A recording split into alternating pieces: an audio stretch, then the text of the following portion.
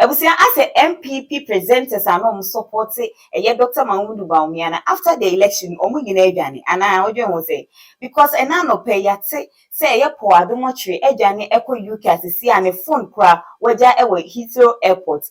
Is there me who the whereabouts of Paul Adomochre? Oh, UK Heathrow Airport. Heathrow Airport. Hona.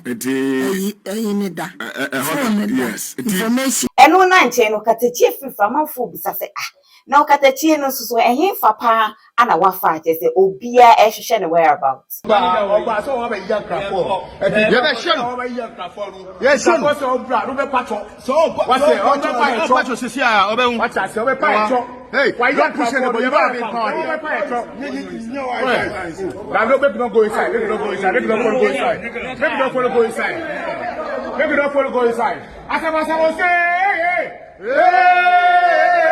Let's talk the rumors. And any first time I paint my video, make sure say over subscribe, no I click a notification bell, no say there any upload there, no submit to me account, no share am for Friday share your Facebook as Let's Talk DH Rumors, and your TikTok as Let's Talk DH. Make sure say over follow these pages. Any comments be answer one over there our comment section or edit.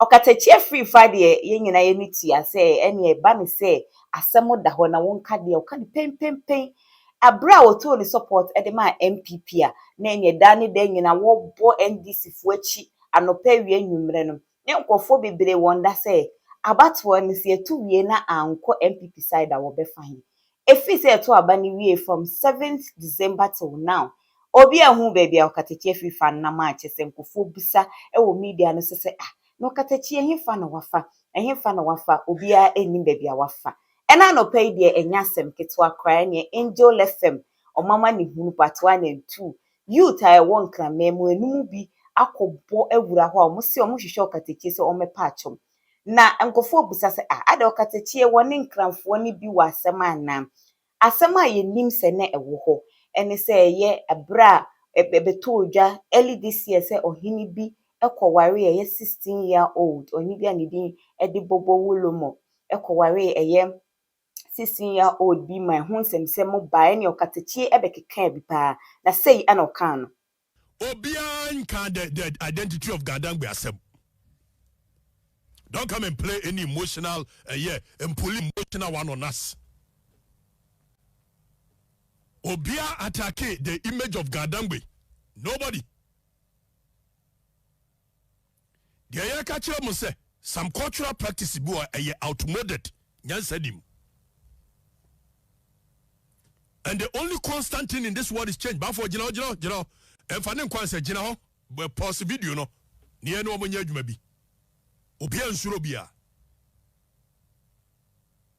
Ye free baby, ni baby do baby. Panya rene why ni ye human sacrifices in ye. And ye henkwa. Abrochire nyina. Britain, ya wuti ye friend Britannia. Eye wo bosomba edu baby ni etwa nipa ma no. Ene wa mu Europe fu etima be ka kire se ye na nanom som no na eye enkwase asom ni ye human sacrifice no mu ye bi wo UK ho no mu ye bi obi a watena cancel flat mu bi anim se Britannia no we obosomba a ne double face ebo eye cancel flat ho Nemo no mena kwa nanim no culture ni bebre won wa eye outmoded. About now say people are attacking the image of Gadangbe. Who attacked the image of Gadangbe? Say akaye ho kakra. After this incident no enye ye friend no ye ahemfo no friend no mane ko patch oti enim say bibia adwo but say endi sinsem no say dey you say den na asio ene sisi ade youth na storm Angel a enya asem keto abufuo pa ne rantina omdu ko wura ho ne tintin ni ditete mu nyina ne say Okatakyie emra no mepa achew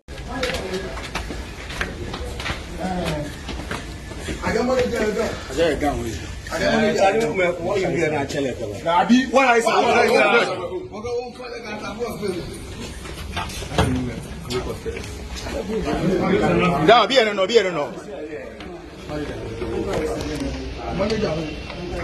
Manager, what see reception? Manager, Mr. Reception. Go to reception. Go to the house. So go to the reception. Just walk to the manager. Just go to the reception. That is all. Don't shout. No, I'm not shouting. I'm so money. You be sure. Yes, sir.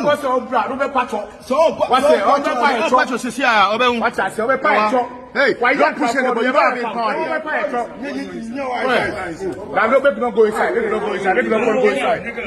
go inside.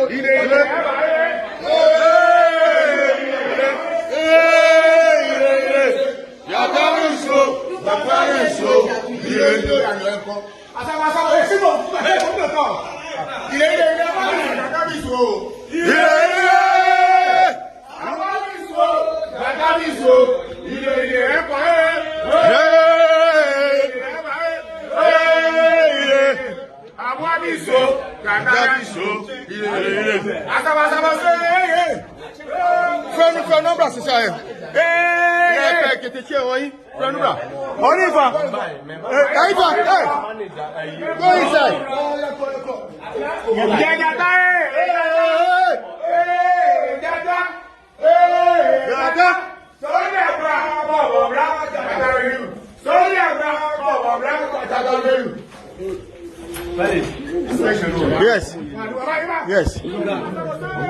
Ghananews. Okay. Yes. So I go.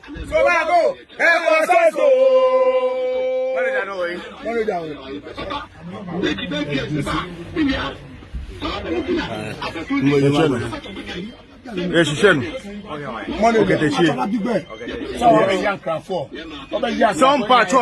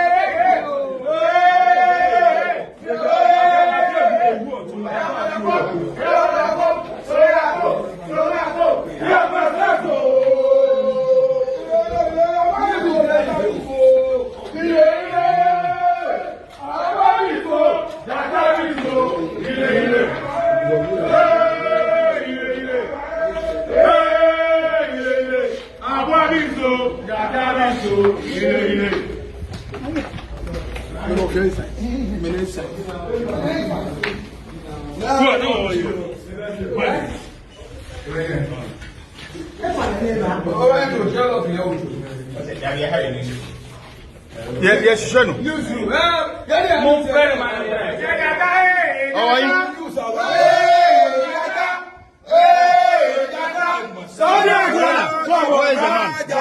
You are looking for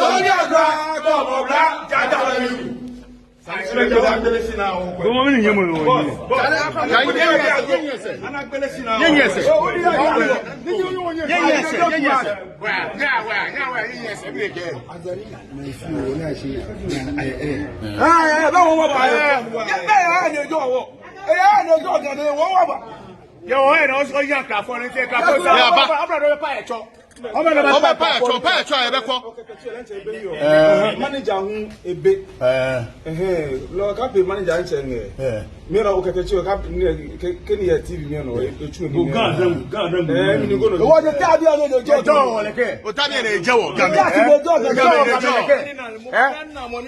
what the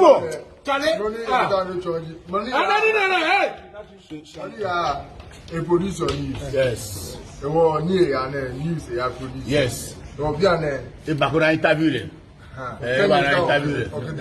bana interview. Won to le bi e. Oh, me na chubo.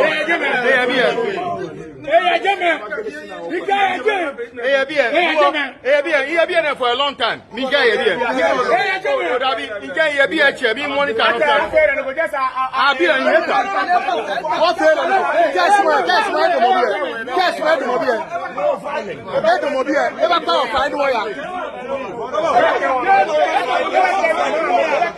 Ebusia na chese nia ekoso no midi nka de beso mo no pei se eyepo adom ochire sesi a ono wa boni ketem akopiem e wo UK sesi a Okatakyie soso ene nam a obi ankasa enhu bebi o wa amanfo threaten amanfo hwehwe ne gidigidi ebia na Paul de no unhwe ya wo hwe description box one ma link ne da wo betimi atapperson na wakohwe story no medimani edi nsem na chi Okatakyie de enim de wo sitie so ya outspoken so beba abeka bibia medini nyina ebeba abesomo your Facebook as Let's Talk GH Rumors and your TikTok as Let's Talk GH Metro so be follow these pages ede amami medin ede na nekua santoa makram